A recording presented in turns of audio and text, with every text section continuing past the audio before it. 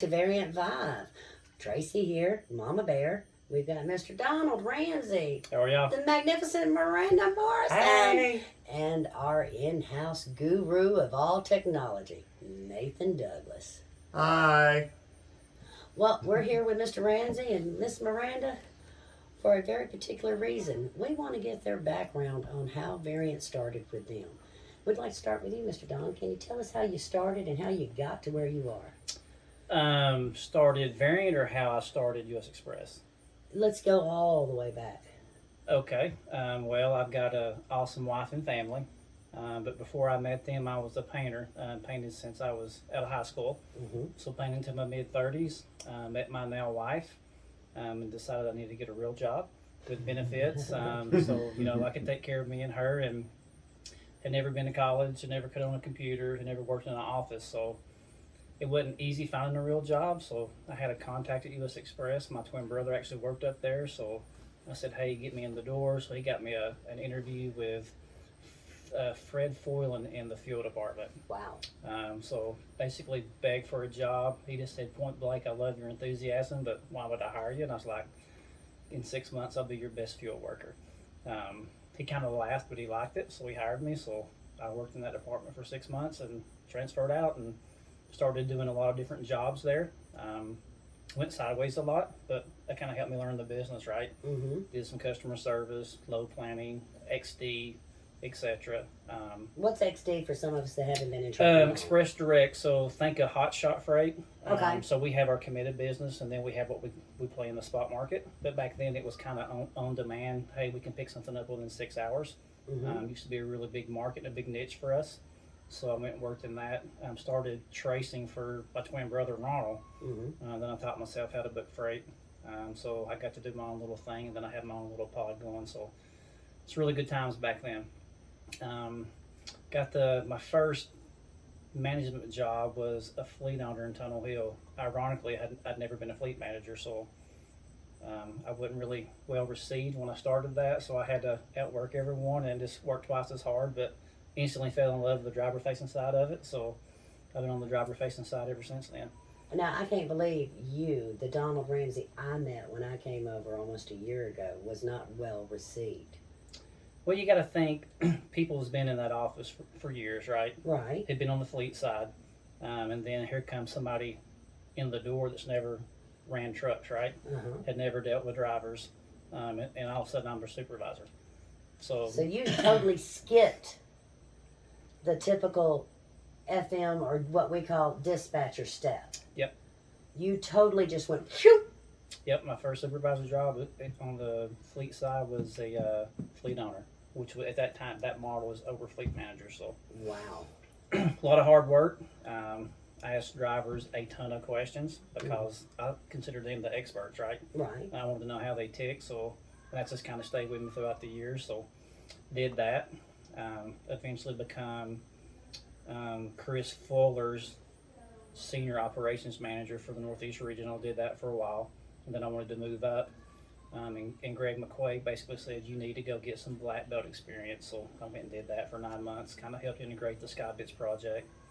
All right, explain to some of us novice, I'm only 3 years into trucking.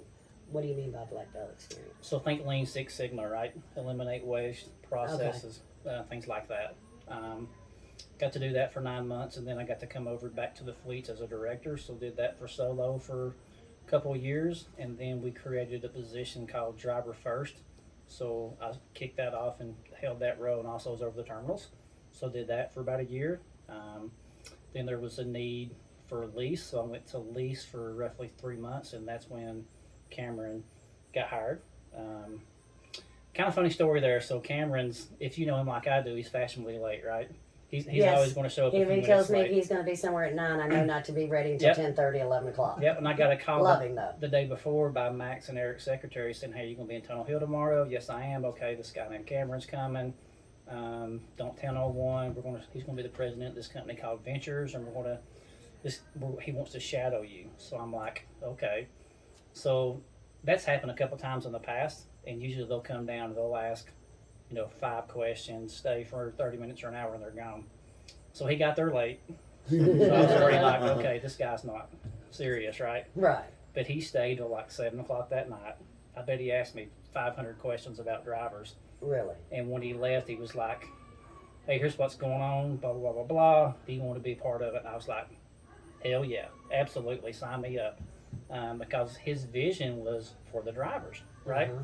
Which is unheard of in this We're business. going to build this business around the drivers, which was phenomenal to me because I kind of seen it the other way. You know, traditionally carriers are all about their external customer, right? Right. How can we Drivers service don't. them, et cetera, et cetera. So to see that we were going to take care of the drivers, which was kind of unique to me, I was all about it. Awesome. And so, can you tell me a little, all of us, a little bit about? I've heard little clips. That one room where you were up under your hand-picked ops, and how can you tell me we brought Miranda in and Sherry in, original OGs? Yeah. Can you tell me about that experience? Yeah, so Miranda was our very first hire. So ironically, when I was Thank your first over, hire, besides me. yeah, when I was direct over Solo, she was a customer service representative for U.S. Express, and she had an interest to come over to Fleets and had applied for it. And then I didn't usually go to interviews, but I was intrigued, so I went in and sit in on her interview. Usually how it works, we'll interview you, you leave the room, we kind of talk and say yay or nay, right? They were pretty split on Miranda. We'd had some customer service reps in the past that had come into that world and just, you know, couldn't chop it up, couldn't handle it, right? I was like, she's a hell yes for me. We're going to hire her, right? So we hired her, and she struggled for a bit. And right when we hired her is right when I had left and went over the driver first and the terminal piece. Oh, shit. So she kind of struggled for a bit, and I remember right when I come back to lease, the way I am is if I can be successful, I've got good people underneath me. Right. Right. So I made a play for Miranda, got her, and just started pouring a lot into her. Loved everything about her. I've never met somebody that's so on fire for the drivers. Everybody works hard, right? Everybody works and to hard. different degrees, but there's a difference between working hard and Working hard. and having your heart in it, right? And her heart's always in it. She's phenomenal, and she was easily my very first hire. Sherry is the same way. You know, Kay's the same way. Charles Crawford's the same way. Christina. So a lot of those first people that we hired were just based off their heart, right? They had a servant's heart, and they wanted to be there for the drivers. And as a driver, I explain, they don't work hard, they work heart. That's right. That's right. And that's what I feel we are here. Yep. So when we started Variant, we were called Ventures. We were purposely hidden in the second floor meeting room on the west side of the building, because we wanted to be hidden because everybody wanted to know what the hell was going on, right? We just had like a really small, no drivers at the time, just a really small staff. And we're in there and we're kind of training, here's the expectations, here's what we're going to be, et cetera, et cetera. Wait a minute. How could you have Ventures that's going to carry freight without a driver on staff?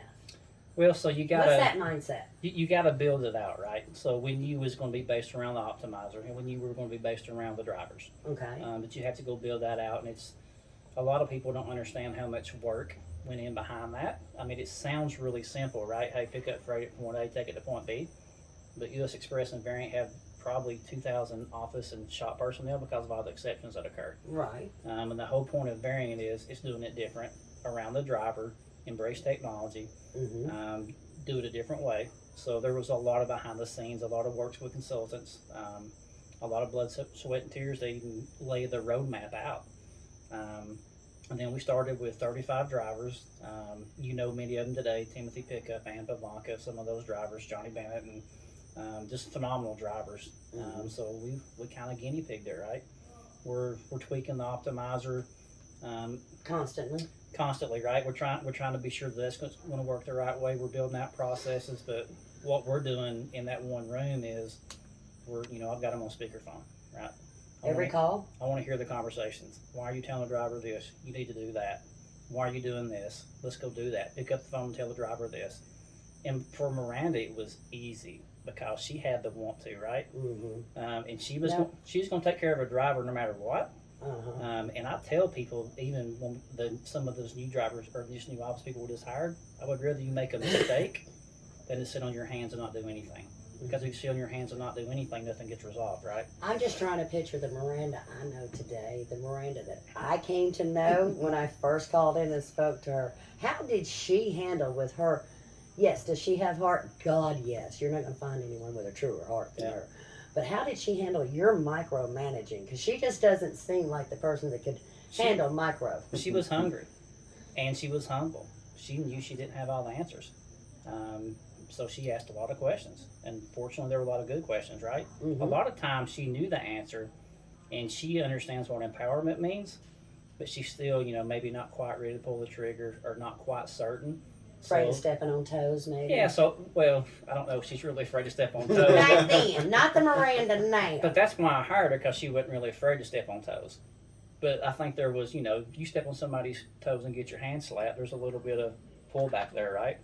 Not with Miranda, because what I know of Miranda, she'd rather ask for forgiveness than permission if it's going to take care of a driver. So Is that not your opinion? That's a quote that we use. Ask for forgiveness, right? Make a decision on the driver's and company's behalf, and if it's a bad decision, that's fine. We'll talk through it. 1 minute manager. Well, and I think also that it was the support that I had. I knew in whatever decision that I made that I was going to be supported. Even if it was a poor decision or a bad decision, I always made the decision what's in the best interest of the driver. Right. My heart was always there for the driver. I looked at it from their perspective and how they were feeling, and that's how I made that decision. So I documented why I made that decision, and I knew I was going to be supported. I can testify to that because we've handled a few problems of mine, and you're like, hang on, I got to type this up. Yeah. We're going to get there, Tracy. Just give me a second.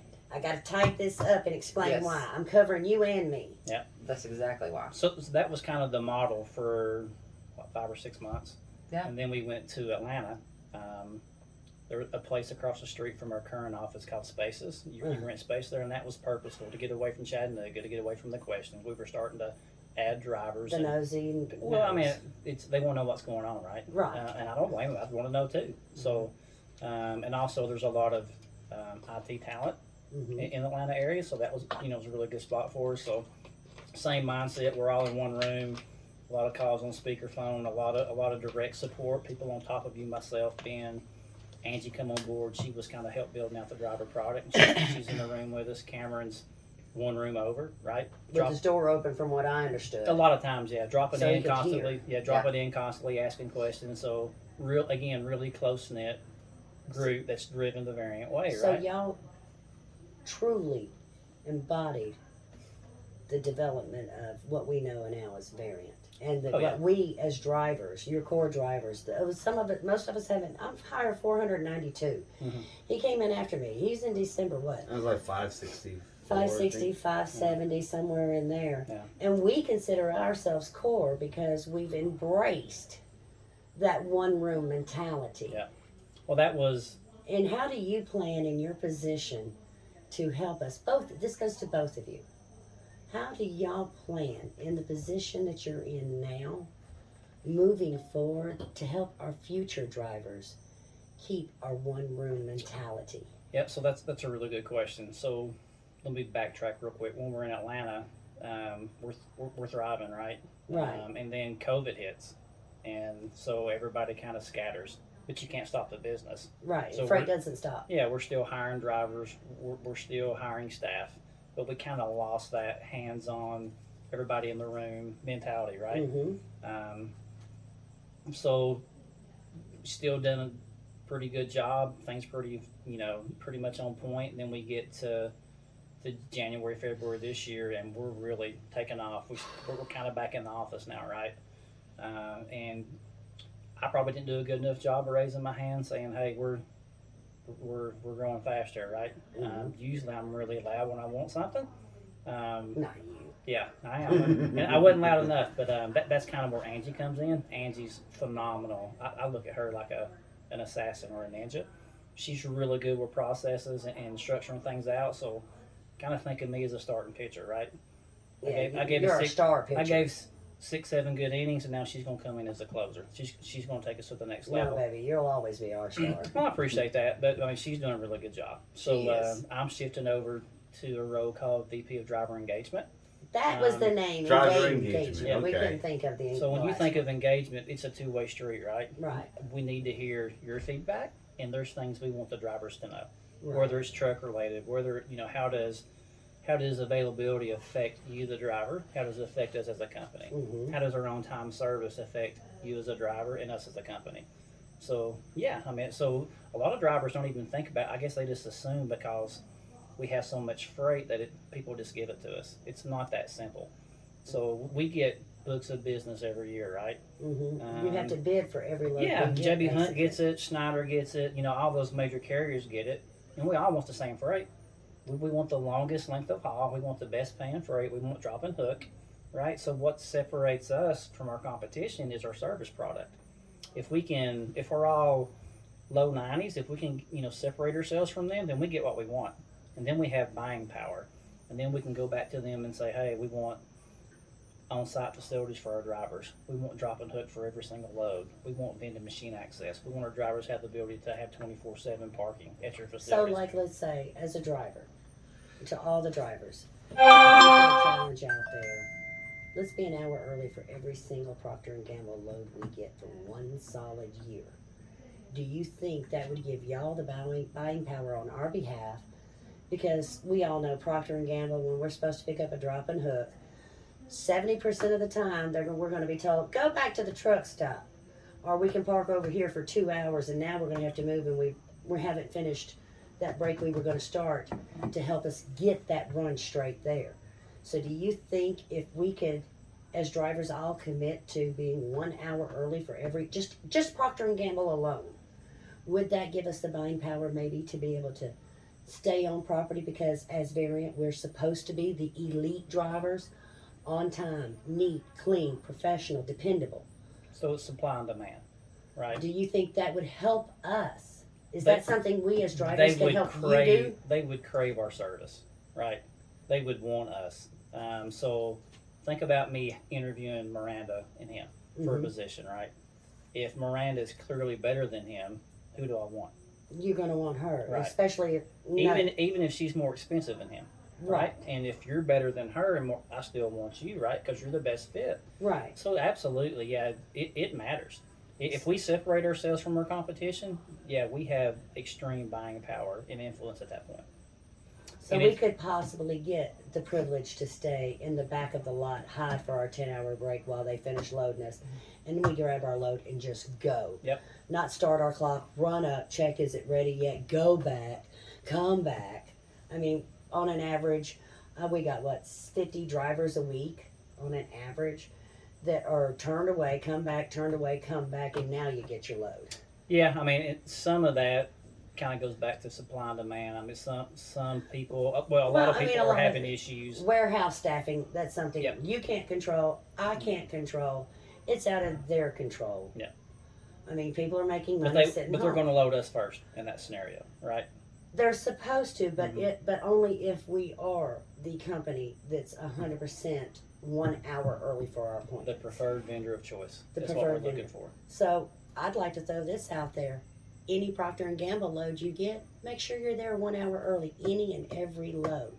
I challenge that. I'm gonna do So the let's same. do that. Every Variant driver, 1 hour early for Procter and Gamble. Let's see if in 1 year from today, we don't have better benefits there. Yep. Not promising nothing, but let's give them some ammo. Well, you just nailed it, right? Then when we go back and bid that, we have ammo. We're separating ourselves. Right. That makes those conversations a lot easier than they are today. So it's something we as drivers can do to help you help us. Yeah, there's two. If I had to ask for drivers, there's two things I would ask more than anything. Probably three things. First is open communication. Always. So some of our drivers are really good at communicating with us. And then we have drivers every week that leave and we can never get in touch with them. And we Right. don't know why. Right? Is it something we've done? Have they found something they think is a better opportunity? Or is it just home life? And that's fine, but let us know, right? Because sometimes we can offer something dedicated on the U.S. Express side that may fit their work-life balance. Maybe the same opportunity they're getting for another carrier. Right. So communication, service and freight, right? Which is, if you tell us you're coming out Monday at 8 o'clock, come out Monday at 8 o'clock. If you come out at 10 o'clock, it makes a difference. Because at some point in time, the optimizer is going to say, Tracy can't service this load. It's going to take it I off tested you. it for 2 weeks. Yeah. I told you what I It's did. going to take it off you, but on somewhere there's a ripple effect down the road. And basically, we failed a load because you didn't do what you told us you was going to do, right? Yeah, and that load failure goes against us when it comes to bidding Yep. time. And then the third piece is obviously, in a perfect world, the optimizer says Tracy's taking a 10-hour break, right? Instead, Tracy takes 11 and a half If you hours. take a 12-hour break, you've probably failed that load. Or you may service that one, but the pre-plan has to come off and something else comes on behind you because you no longer service that pre-plan, right? Because it's trying to drive the well out. And I've talked to you before about this optimizer. You and I've had in-depth conversations. I've told you I followed optimizer to a T in the last couple of weeks because I wasn't happy. It's the slow time of the year. Anybody that's been in trucking for more than 3 years knows this is our slow time. Bear with us through this. We're getting a lot of the crap short runs, but it's the season. Hang on another 4-6 weeks. You're going to be running cross country until you're sick and tired of seeing cross country. And we're literally on the verge of getting our 2021 freight that we bid. Right, We're it's fixing to coming realize in. it. Yep, starting to come in. So it's just, this is our slow period. It's just like right after Christmas we have our lull, then we pick up, and we slow down now. Companies have got to get the crap off the shelves so we can bring in the new. You know, so if you've been in it for more than 2 years, I've only been in trucking for 3. But I've been marketing and development of companies my whole life. It's, you follow a trend. It's not hard to comprehend. But I have challenged the optimizer during our slow period because I knew it was slow, so I really wasn't going to screw myself too bad, to be honest. What am I going to screw myself out of? 400 miles? Maybe 5?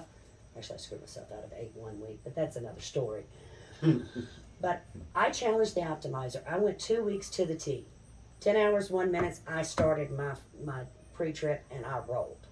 Shut down 7.5 hours for 30 minutes. And rolled for 3. Or as far as I could get with a truck stop there, because I'm not going to park on a shoulder because I'm a mini. And I'm going to protect my truck because I'll kill somebody. Good for you. You know, always park legally, never illegally. Never make a spot because if we get hit, it's on me.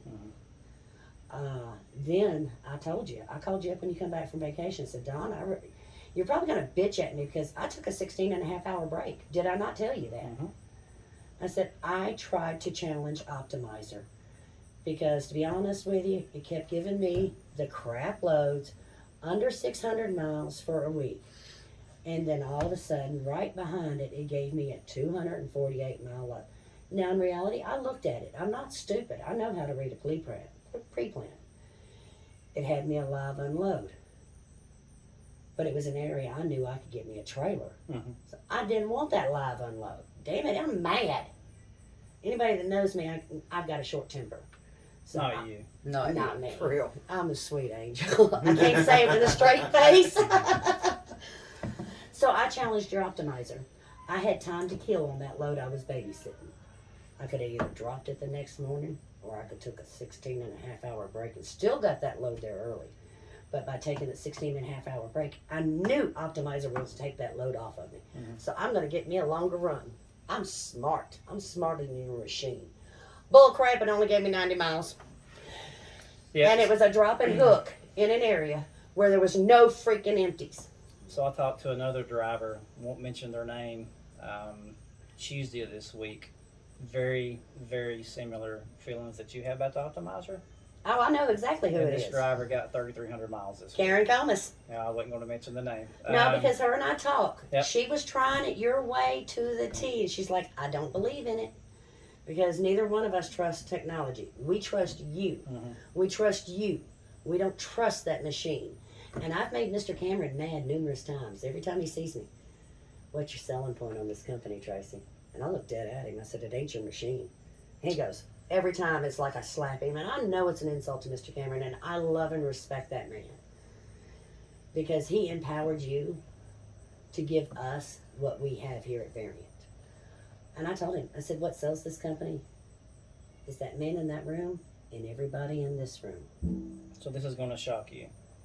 I would tell you probably the biggest reason we're successful is because of the optimizer. Yes. No. It It may be successful consistently, on paper, it is. but on paper. But your drivers that are dedicated to variant, not your job hoppers, your true drivers that are dedicated to variant, is your Mirandas, is your Sherrys, is your Logans, is your Joshes. So we're the touch to it. So I'm going to tell you something. I'm a number cruncher. I know you're like a numbers woman. I'm a hustler. So I'm going to tell you something. That optimizer can do things that a planner cannot do. It knows the don't miles that you have to make. It knows the target that we got to hit. It's just like a calculator. You punch it in, it gives you the correct numbers. It's not going to make a mistake. I've tried to force it to. I know. But I am saying, honestly, if you take those 16-hour breaks, if you are taking those extra hour and 45-minute break, the money that you're cutting out of your own paycheck, you are self-inflicting that pain. Mhm. The optimizer, if you'll stick with it, you run when you got to run. When your break's over, adhere to it. It'll get you the miles that you need. Oh, I know. Trust me. Oh, I know that. I've What did I looked tell you at it. after vacation? Yep. I said, Mr. Don, you asked me. You said, how's your miles going? I said, well, they suck, but it's my fault the last 2 weeks. I mean, I asked Miranda how she used to feel about the optimizer. I used to hate it. Oh, I know you hated it. When I came but on, now you hated I it. hated it because I couldn't comprehend it. I couldn't understand it, and I wanted to know more. But then after I sat and I looked at it from the perspective of being a fleet manager and all the fighting I had to do with a planner, I spent 80% of my time fighting for my drivers with a planner. Mm-hmm. That was majority of my day and what it consists of, and not being able to have a personal relationship with drivers was because I was spent all that time in emails going back and forth with planners, fussing and yelling and screaming and throwing keyboards and wanting to flip desk over. Mm-hmm. So with an optimizer, that is taken out. So I don't have that stress. I don't have to fight that battle. There's other battles that I can actually go out and fight for drivers, and that's been eliminated. So anything new sometimes is a little scary. It was a little scary for me. And just so drivers know, we have obviously many metrics we watch like crazy, right? Right. You watch what you call churn, we call truck delay. Churn, probably the one I look at the very most is how many miles a week do our drivers get that are out working? And I define working, and we define working as no shop time, no home time. Right. But they had 70 to burn, right? Mhm. And we're constantly, I think you've seen this before. Oh, yeah, you We're shared constantly at with me. 2,600 miles. And that's for all of our drivers. That's for all 1,100 drivers. Yeah, we were at Um, 2670 something. Yep, and The that's last time you counting showed me. that's counting drivers on 34-hour restarts. That's counting drivers that have transloads, those delays that shippers or those Mhm. trailer chasing, right? And when I started, I was told 2500, and we were averaging, what, 22, 23? So when we rolled the new optimizer out, 2.0, we were 22, 23, somewhere around through there. We knew when we started variant, Mm-hmm. the original optimizer could only carry us so far, right? We had Right. to build our own in-house.